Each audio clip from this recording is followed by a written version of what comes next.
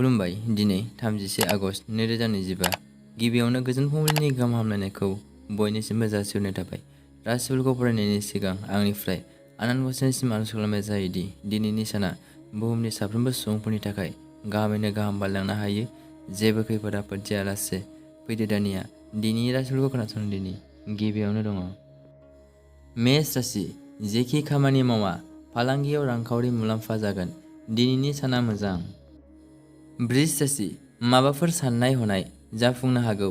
रंजा बाजा खालामनो हागोन। गोजोन मोनगोन। मिथुन राशि। सोरजोंबाफोर लोगो हमनो गोनां दङब्ला जाफुंगोन। गोसोखौ गोजोन मोनगोन। कर्कट राशि। बायदिसिना रोखोमनि हेंथा मोननो हागौ। साननाया जाफुंनाय नङा। गोसोखौ हमथा। सिंह राशि। जेरैबो लोगोफोरा बांलांगोन। लोगोनि हेफाजाब मोनगोन। मोजां सान। कन्या राशि। माबा मोनसे खहाफोर जानो हागौ। गोसोखौ सान्थि मोननाय नङा।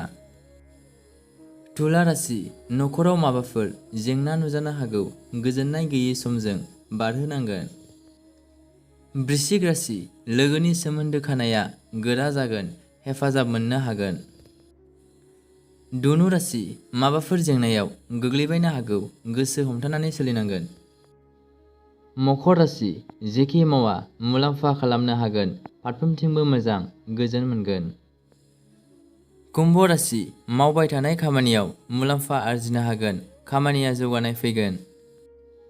मीन राशि। देहायाव जालु जाला जानाया जोबनाय नङा। देहाया साबस्रांनाय नङा। सांग्रां जानांगोन। दिनैनि राशि फरायनाया एसेनोसै। गोजोन्थों।